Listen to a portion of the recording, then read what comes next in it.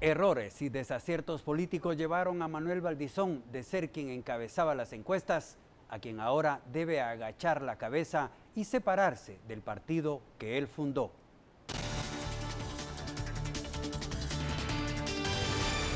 Fue el 6 de noviembre de 2011 cuando Manuel Valdizón perdió por primera vez la presidencia del país ante Otto Pérez Molina. Sin embargo, el golpe de ese entonces lo convirtió en su fuerza ante la certeza del histórico fenómeno guatemalteco que quien queda en segundo lugar gana la contienda siguiente. Fue así como ese año emprendió una multimillonaria campaña, pero para los analistas políticos fue el mismo dinero que invirtió el que le sirvió para abonar sus irreparables errores. Entre 2011 y 2014 se dedicó a comprar diputados que le permitieron ser la bancada más grande del Congreso y que por tanto ponía el punto final en las decisiones legislativas. Su práctica parlamentaria de bloquear el Congreso para extorsionar al Ejecutivo, para lograr beneficios, su apuesta exclusivamente a movilizar el voto por la vía de intercambios, fueron estrategias que fallaron. Su bancada, además de funcionar como colchón del entonces oficialista Partido Patriota, fue integrada por diputados que posteriormente serían señalados de corrupción. Las solicitudes de antejuicio contra diputados como Baudilio Hichos, Mario Llanes, Mario Rivera, Luis Chávez, Mirza Arriaga, Manuel Barquín y Jaime Martínez Loaiza se dieron en medio de un despertar ciudadano que, en cambio, siempre recibió la espalda, el rechazo y el desdén del partido líder. Que él tuvo una pésima lectura y un pésimo manejo de la crisis política. Él no supo interpretar, y sus asesores políticos tienen una gran responsabilidad en eso, el significado de la protesta ciudadana y de la demanda ciudadana. Y la guinda del pastel fue la solicitud de antejuicio contra el candidato a la vicepresidencia, Edgar Barquín. Sin embargo, uno de los más graves errores cometidos por el dirigente político y su gente fue subestimar a la ciudadanía guatemalteca, a sus votantes, incluyendo a los del área rural, de quienes Valdizón se afanaba tener el respaldo absoluto, pero que en los comicios del 6 de septiembre de este año le respondieron con un no te toca y lo dejaron fuera de la contienda sin posibilidad de alcanzar la presidencia. Quizá el mayor error de Valdizón fue haberse creído presidente antes de tiempo, menospreciando los indicios que señalaban su ocaso, su pérdida de apoyo electoral, que calificó como campaña negra en su contra sin ver la luz que esos datos le arrojaban.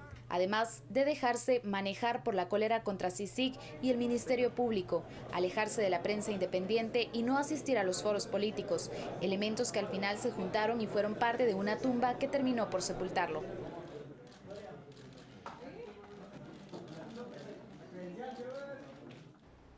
Los artistas guatemaltecos hacen uso de su derecho de expresión para hablar sobre el presente y el futuro de este país. Un momento crítico para nuestro país, pero al cual no le debemos de tener miedo. Yo creo que es el momento en el cual nos tenemos que unir, independientemente cuál vaya a ser su decisión por cuál partido que nos rodea todos los días, ahorita antes de las elecciones. Pero yo sí tengo mucha fe en que Guatemala tiene todas las herramientas para ser un país proactivo, un país de gente positiva, un país que se levanta todos los días por, a pesar de todos los problemas, siempre buscar la luz. Entonces, y lo uno con la música, porque actualmente la música ha crecido tanto en nuestro país, ya la música es un medio en el cual nos damos a conocer en otros países y Guatemala se escucha.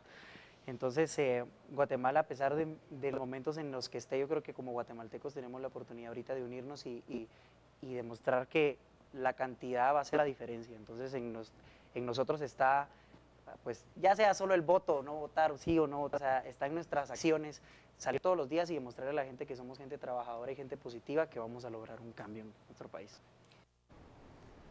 Luego de la derrota del líder, algunos diputados no dudaron en abandonar esta agrupación. Esto y más en las 5 importantes de la semana. Siempre han ostentado el poder. Manuel Valdizón renunció a la política luego de las elecciones generales en las que, según los datos del Tribunal Supremo Electoral, quedó en tercer lugar, abajo de Jimmy Morales y Sandra Torres. Valdizón, acompañado por los diputados reelectos del líder, dijo que renunciaba a su candidatura aún así pasara la segunda vuelta. Además de renunciar al partido por considerar que las elecciones fueron un fraude y no le parecía seguir en la contienda por dignidad y honor.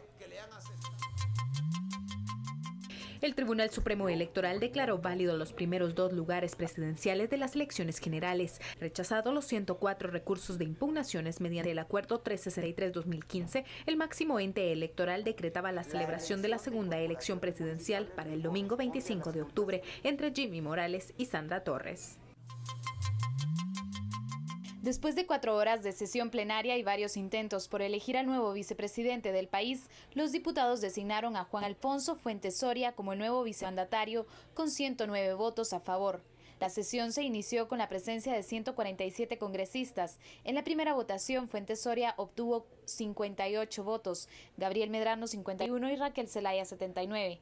Ya que ninguno obtuvo los 80 votos requeridos por la ley, la elección se tuvo que repetir, pero solo con los 2 que habían obtenido más votos. Manuel Valdizón no es el único que abandonó al líder. Tal y como era previsible, el miércoles comenzó oficialmente el desmoronamiento del Partido Libertad Democrática Renovada. A la sesión plenaria, 10 diputados llegaron vistiendo corbatas de diversos colores y mientras adentro del hemiciclo se elegía al nuevo vicepresidente. Afuera, estos congresistas anunciaban que se retiraban de la bancada y se declaraban independientes.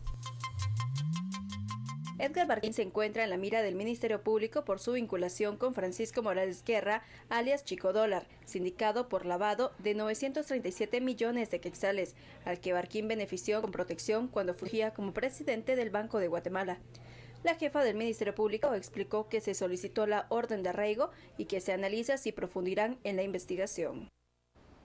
Para la CEPAL, la región cumplió varias metas claves de los objetivos del milenio, punto de partida para abordar la Agenda 2030.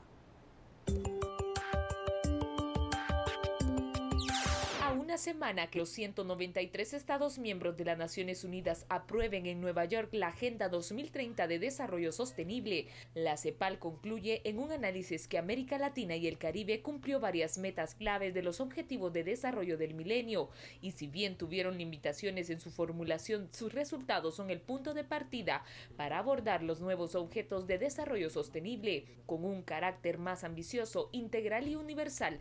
Según la evaluación de la CEPAL, los países de la región lograron entre 2000 y 2015 avances importantes en la reducción de la pobreza extrema, la educación, el hambre y la mortalidad infantil, la incorporación de las niñas a la educación y el acceso a agua potable, pero deben hacer mayores esfuerzos en la reducción de la mortalidad materna y de las emisiones de gases de efecto invernadero, entre otras áreas. Los objetivos del milenio fueron aprobados en septiembre del 2000 por 189 Estados miembros de las Naciones Unidas y constituyeron la hoja de ruta del desarrollo durante los últimos 15 años. De acuerdo con el documento, la región cumplió el primer objetivo, orientado a erradicar la pobreza extrema y el hambre, ya que entre 1990 y 2015 logró reducir en más de la mitad el porcentaje de personas con ingresos inferiores a $1, así como la proporción de personas que pasan hambre. Además, las cifras de participación laboral y desempleo muestran ahora los mejores niveles en los últimos 20 años. Respecto al segundo objetivo dedicado a lograr la enseñanza primaria universal, en América Latina y el Caribe se estima que la tasa neta de matrícula en ese nivel al año 2015 es de 93%, mientras que para el caso de América Latina, alrededor de 92% de los jóvenes entre 15 y 19 años han culminado un ciclo completo de educación primaria. Sin embargo, en ninguno de estos casos, acceso y conclusión de estudios se logra alcanzar la meta de la universidad. Por otra parte, el nivel de analfabetismo entre las personas de 15 a 24 años del conjunto de la región descendió de 6.9% en 1990 a 1.7% en el 2015, aunque se sigue preocupando el analfabetismo funcional. Vamos con los anunciantes, pero estaremos de vuelta con la otra mirada del acontecer político del país, las inolvidables de la semana.